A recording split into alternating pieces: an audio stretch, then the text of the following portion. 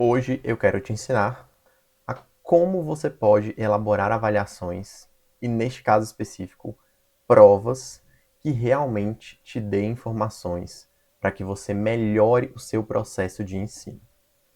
Primeira coisa, então, que eu quero começar falando é sobre o papel da avaliação.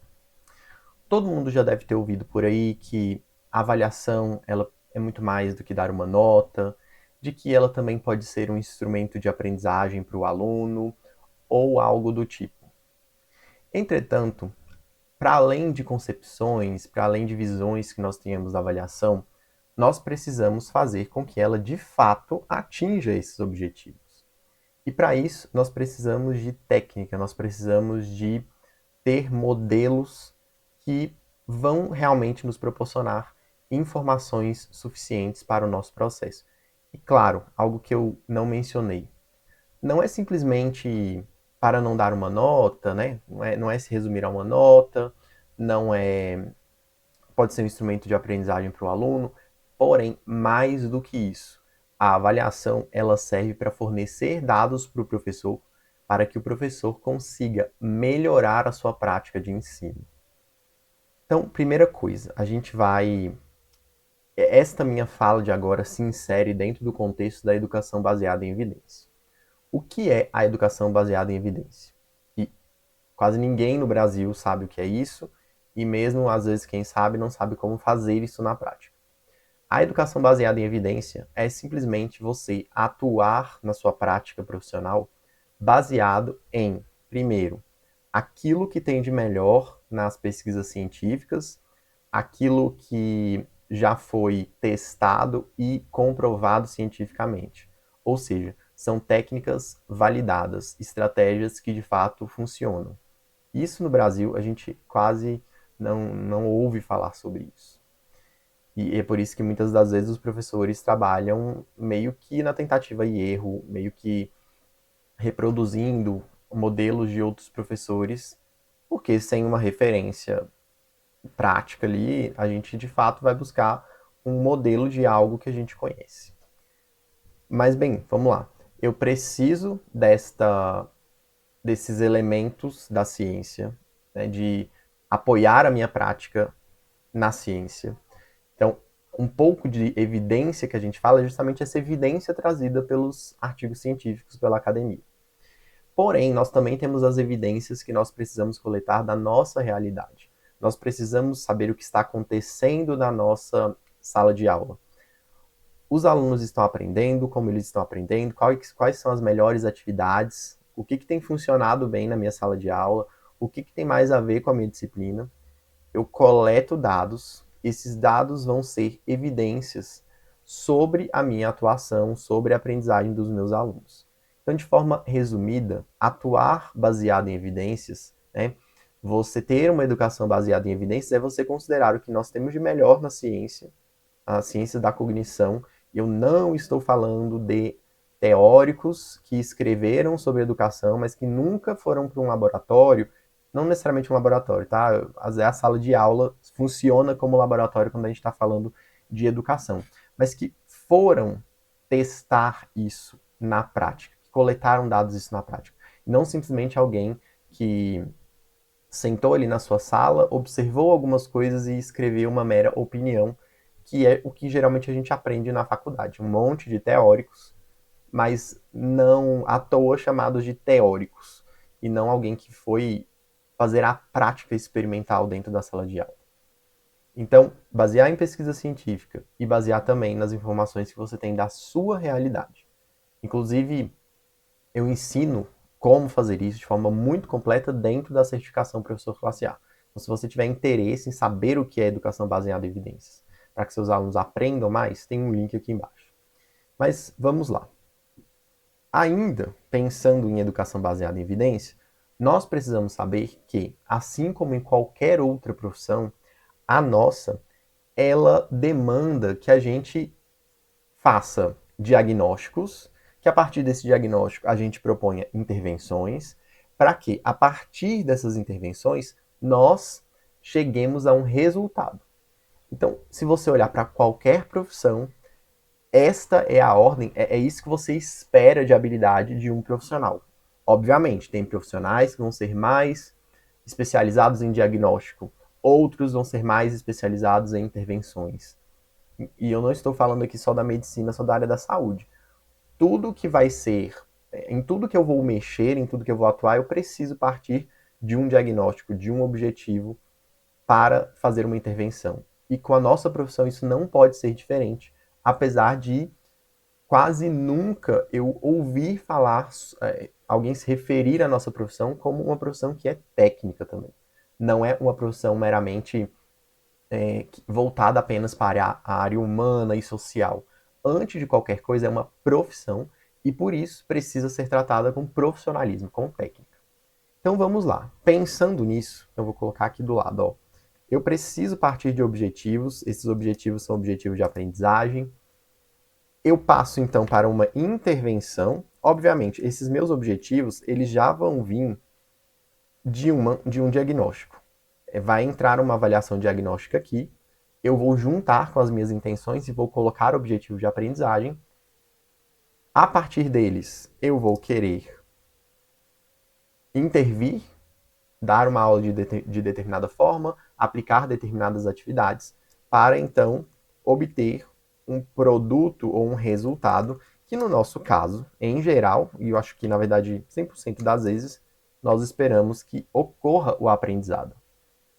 E aí esse aprendizado, obviamente, relacionado com este objetivo que foi colocado lá no começo.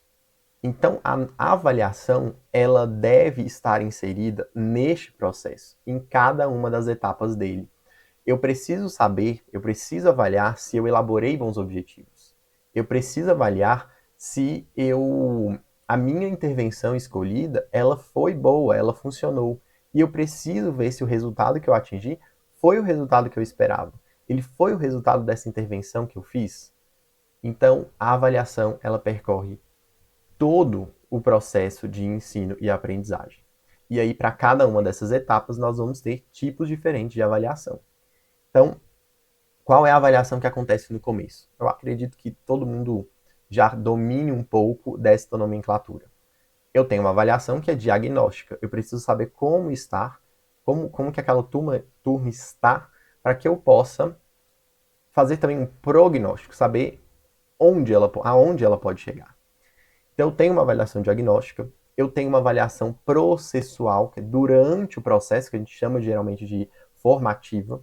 Eu preciso saber como que os meus alunos estão se desenvolvendo ao longo do processo. E isso, de alguma forma, vai nos dar feedback sobre a nossa intervenção, sobre o que nós escolhemos para ensinar determinado assunto. E no final, nós geralmente fazemos uma avaliação somativa, ou seja, o somatório de tudo que aconteceu. O produto final. Pode ficar parecendo redundante produto final, mas nós temos vários produtinhos no meio do processo e temos um produto final. Um produto ao final de todo o processo. E este produto que acontece ao final é a consolidação, é o que ficou de tudo que foi trabalhado. Então, quando a gente fala, por exemplo, de uma prova, eu gosto muito que ela seja feita ao final. Outras avaliações, talvez um pouco mais simples, devem ser feitas durante o processo, eu posso falar disso em outro vídeo, porque eu preciso de avaliações um pouco mais rápidas, um pouco mais em que eu consiga coletar dados com mais facilidade para fazer logo qualquer mudança caso eu veja que é necessário, caso eu veja que a minha intervenção não está funcionando. Então veja, podemos ter outros tipos de avaliação? Um seminário, um trabalho, enfim, nós temos diversas maneiras de coletar dados de aprendizagem. O que não pode acontecer é a gente simplesmente escolher uma maneira de avaliar sem que a nossa intenção seja coletar dados de aprendizagem. Nós precisamos saber exatamente o que nós esperamos daquela avaliação. Quais são os critérios que nós estamos utilizando para avaliar os nossos alunos. E, dentre todas as possibilidades para a minha disciplina, que é física, eu entendo a prova como um instrumento muito bom no sentido de você consegue ter controle sobre os parâmetros de uma forma muito mais objetiva. Então, por isso, eu escolhi falar sobre a prova. Aquela prova e geralmente acontece ao final de um bimestre ou ao final de um semestre, se for um professor que dá aula para o ensino superior. Que características, então, deve ser essa prova? E antes de tudo, mais uma vez, essa prova, ela visa aferir aquilo que o aluno consolidou durante todo o processo. E isso precisa acontecer também. Não é simplesmente a gente dar uma aula, perceber que os alunos entenderam naquele momento, e aí depois, será que isso ficou? Então, essa avaliação, ela geralmente tem esse caráter de ver o que sobrou em longo prazo, ver o que ficou em longo prazo. E, óbvio, ela deve estar encadeada, ela deve estar totalmente coerente com tudo que você fez. Por exemplo, quando eu vou avaliar, quando eu vou elaborar a minha avaliação, eu elaboro em cima de um estudo dirigido que eu passei visando uma revisão para a avaliação.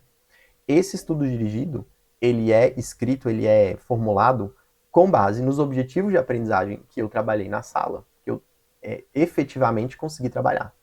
Então, veja, o processo ele é todo encadeado. E nós, como profissionais especialistas em aprendizagem, nós precisamos dominar toda essa cadeia, todo este processo que é em cadeia. Ele precisa ser todo muito bem amarrado. Então, beleza. Como elaborar esta prova para que ela de fato nos dê elementos para melhoria do nosso processo de ensino e aprendizagem? Eu tenho um modelo que eu fui aperfeiçoando ao longo do tempo e que há alguns anos eu entendo como a melhor forma de elaborar uma prova. E é isso que eu vou trazer aqui. Então, eu vou, a partir de agora, dizer qual deve ser a estrutura dessa prova, como essas questões devem estar organizadas, como eu elaboro as questões desses tipos de questão, tá? Então, vou dar exemplos aqui, eu trouxe exemplos para a gente ver. Tem aqui uma... Deixa eu abrir aqui. Isso daqui é uma prova minha. Não é a prova... trouxe, inclusive, com algumas questões que ficaram ruins para vocês perceberem que algumas questões podem melhorar para ficarem cada vez mais... trazerem cada vez mais um espelho daquilo que a gente quer avaliar. Então, primeiro eu vou falar da estrutura geral da prova. As minhas provas, no geral, elas são... No geral, não, elas são sempre assim. Elas têm dois blocos. Um bloco inicial só com questões de marcar X e um bloco 2 só com questões abertas, em que o aluno precisa demonstrar o raciocínio completo. Então, aqui, ó, descreva detalhadamente todo o raciocínio necessário para resolver os itens.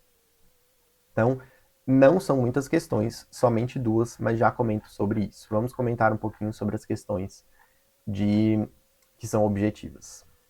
Qual é a função deste primeiro bloco? A função deste primeiro bloco é que você consiga aferir aquelas habilidades mais básicas, mais fundamentais. É sobre explicação, sobre memorização, sobre análises mais simples, sobre cálculos mais diretos, aquilo que os alunos conseguem fazer de uma forma mais rápida, que tem uma aplicação um pouco mais direta, por exemplo, somente colocar na fórmula, porque o objetivo é simplesmente saber se ele, por exemplo, decorou a fórmula, ele sabe a fórmula, ou ele sabe explicar a fórmula. Por quê? Às vezes, quando ele errar uma questão aberta, você vai saber mais ou menos onde está o problema. Se foi no enunciado, se foi porque ele não lembrou a fórmula, enfim, toda a base mais conceitual vai estar nessa parte de marcar X. Por que marcar X e não, por exemplo, certo e errado? As questões de certo e errado, em geral, elas camuflam alguns resultados, porque são questões fáceis do aluno acertar com chute. Então, eu não gosto. Isso maqueia muito o resultado. Eu já falei um pouco disso em outro vídeo, vou deixar ele aqui linkado aqui em cima.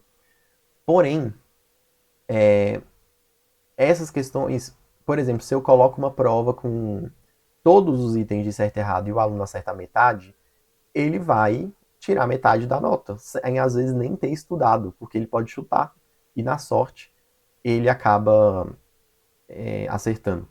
E assim, existem inclusive técnicas para se fazer questões de certo e errado e na maioria das vezes os professores não conhecem. Por exemplo, uma coisa que é fundamental, você nunca deve fazer mais questões certas do que erradas. Você tem que colocar mais ou menos o mesmo tanto. E a tendência é que os professores façam a maioria dos itens certos. Bom, mas vamos lá. Entendido por que de certo e errado, que características devem ter essas questões? Primeira delas é que elas devem cobrar apenas uma habilidade.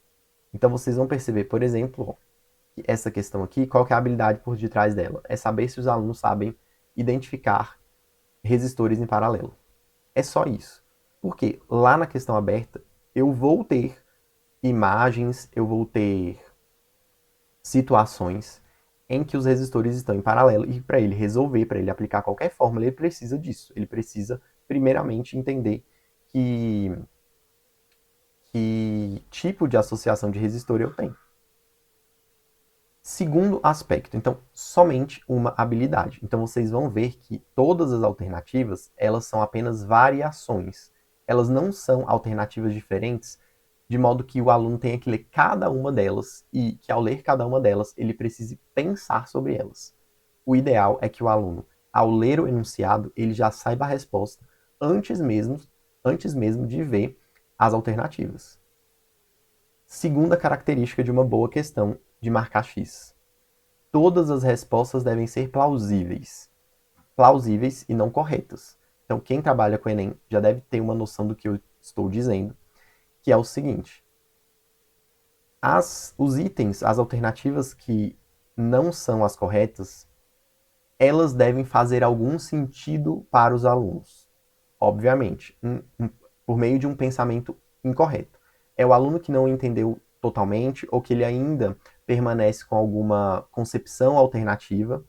Eu vou colocar esses outros itens dessa forma, não como uma pegadinha, mas para que, quando eu corrigir a prova, e eu corrijo com o aplicativo e tem as estatísticas disso, eu perceba se o aluno ele desfez essas concepções alternativas ou se ainda permanecem, para que eu possa intervir mais uma vez se não tiver ficado muito claro. Então, todas as respostas elas devem ter alguma possibilidade do aluno pensar nelas. Não pode ser simplesmente aleatório, como por exemplo, nenhuma das alternativas acima ou todas as alternativas acima. Isso são questões ruins, outras questões ruins. Você coloca 3 afirmações, quais dessas estão certas? Por quê? Cada uma delas vai falar de uma coisa e o ideal é que uma questão de marcar X fale apenas de uma habilidade. Então vocês vão ver um exemplo bom aqui. Essa questão é excelente nesse aspecto. Ela traz uma única habilidade e todas as respostas aqui são plausíveis. Eu não vou comentar porque talvez nem todo mundo entenda desse conteúdo. Então, essa primeira parte é isso. Ó, vou dar um exemplo de uma questão ruim que eu fiz. Essa daqui, ó. Em relação aos circuitos residenciais, marque a alternativa correta. O enunciado ele não traz já a habilidade que eu quero. Então, em relação aos circuitos residenciais, em que aspecto? Nos itens, vai estar claro qual é o aspecto, porém eu poderia ter trago isso logo no começo. O que eu quero saber sobre os circuitos residenciais? Eu já poderia dizer aqui, ó, sobre os circuitos residenciais, a vantagem de eles serem associados dessa forma, ou qual é a associação que existem entre os aparelhos dos circuitos residenciais, ao invés de fazer o aluno ler essas alternativas desse tamanho. Então, exemplo de uma questão ruim, tá aqui. Agora vamos para o bloco 2. O bloco 2 traz questões abertas em que o aluno precisa desenvolver o raciocínio. É nesse tipo de questão que você vai ter uma ideia melhor do que o aluno aprendeu ou não. Porque na de cima ainda existe uma chance de chute. Aqui não, ele precisa realmente descrever o raciocínio. E poucas questões. Eu costumo colocar 2. A gente não, são questões, geralmente, as questões abertas são questões mais difíceis da gente corrigir. Elas demandam um trabalho maior, apesar de demandarem geralmente um tempo menor para serem elaboradas. Questões, por exemplo, dessas de marca X, que você faz ela direitinho, buscando o que a gente chama dos distratores, que são esses itens que são plausíveis, mas são errados, elas demoram mais para a gente elaborar, mas a gente corrige mais rápido. Essas aqui é o inverso. A gente geralmente consegue elaborar de forma mais rápida, porém a gente demora mais para corrigir. Uma sugestão é que vocês utilizem rubricas. Eu não vou conseguir falar de rubricas neste vídeo, mas eu posso falar em outro vídeo, em outra ocasião. Então, qual é o objetivo dessa parte? É simplesmente que o aluno demonstre o raciocínio. Vou trazer aqui agora um exemplo na área de humanas. Então, essa daqui foi uma atividade que eu passei para os meus alunos, porque eles estavam com muita dificuldade em português de interpretar as questões de física. E aí eu fiz um projeto paralelo com eles para trabalhar um pouco de linguagem. Então, aqui nessa atividade que eu passei para eles, era a primeira delas era para eles interpretarem, fazerem algumas análises desse poema. Então, veja uma boa questão de marcar. Ó, os dois últimos versos da segunda estrofe, em ordem direta, ficam. Eu só queria saber se eles sabiam organizar as orações, os períodos, na ordem canônica. Então, porque isso vai influenciar na interpretação do poema, que aí já é uma habilidade que eu não vou cobrar em uma questão de marca X pelo seguinte motivo. Quando a gente cobra este tipo de análise numa questão de marca X, a gente vicia o olhar do aluno. Ele não vai, por conta própria, chegar às conclusões que você quer.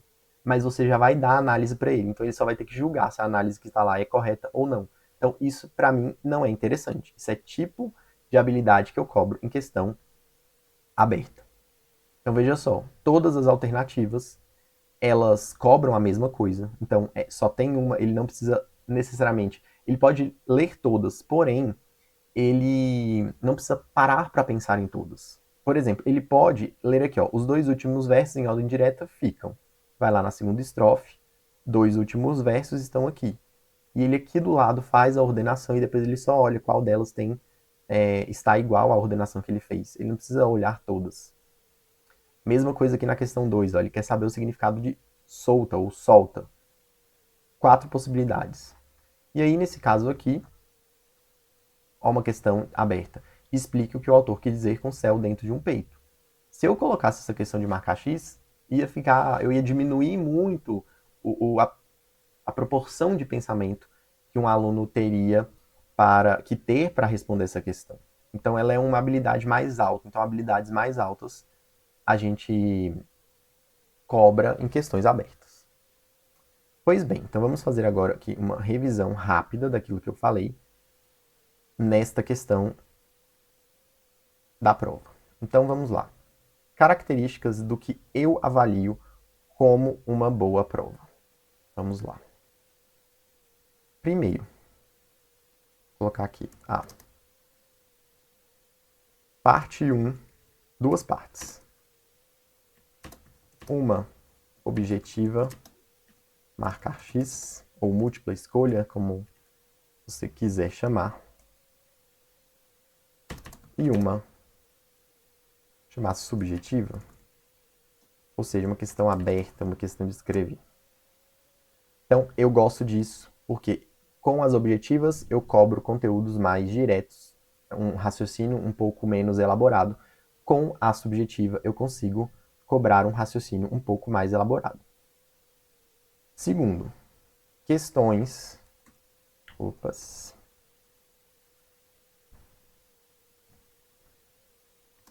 Questões objetivas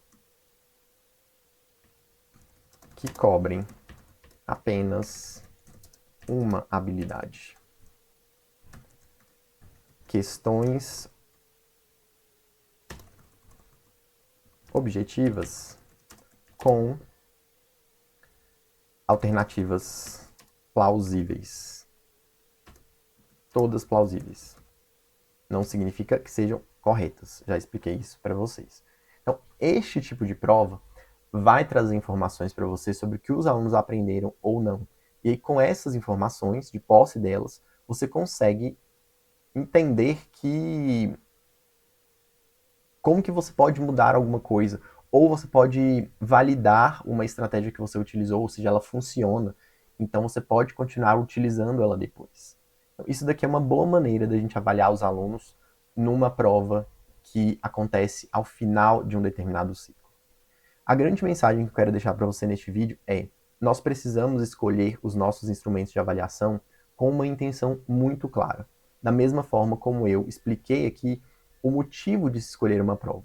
E para além disso, dentro deste instrumento, eu preciso de uma organização que vai me dar os dados que eu preciso para avaliar o meu aluno e, a partir disso, melhorar a minha prática pedagógica. Eu espero que isso tenha te ajudado. Depois você me dê um feedback sobre isso e eu te vejo no próximo vídeo. Até lá!